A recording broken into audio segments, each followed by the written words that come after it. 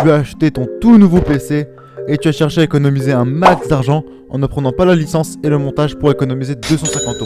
Mais malheureusement, tu as un souci. Tu ne sais pas comment installer Windows. Et dans cette vidéo, je vais te montrer comment économiser 150 € et comment faire l'installation de A à Z. Pour ça, dans un premier temps, on va voir comment que l'on procède à l'installation de Windows. Et pour ça, il faut que tu ailles sur le site de Microsoft. Et le lien est en description, que ce soit pour Windows 11 ou pour Windows 10. La procédure d'installation est la même.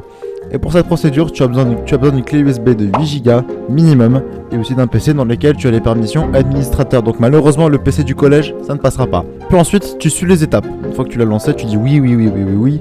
Puis tu attends jusqu'à ce que ce soit fini. Puis ensuite, tu mets ta clé dans le nouveau PC et puis tu démarres l'ordinateur. Puis tu dois spam la touche de ton BIOS sur ton clavier. Alors moi, c'est F2.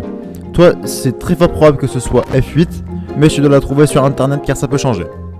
Bon, ce que vous devez faire, une fois que vous arrivez sur cette page-là, vous êtes dans la catégorie boot. Donc elle est cachée là-bas, là-bas. Vous, ce que vous devez sélectionner, c'est l'UEFI USB disque.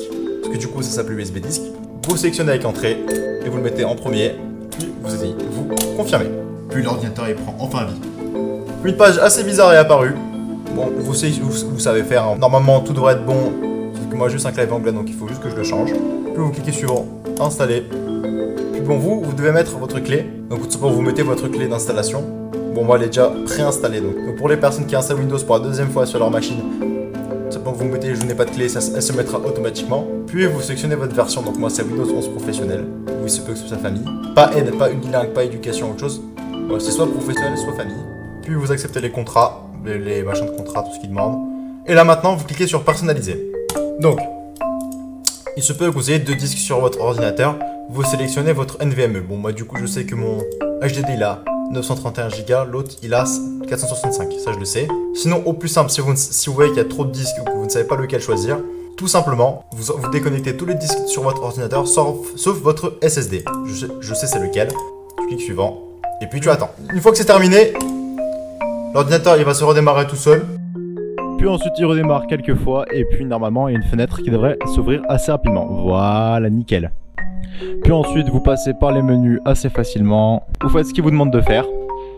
Puis ce que je vous conseille c'est configurer pour le travail ou pour l'école. Comme ça vous n'êtes pas du tout obligé de vous connecter. Vous êtes dans option de connexion. Puis vous mettez joindre le domaine à la place.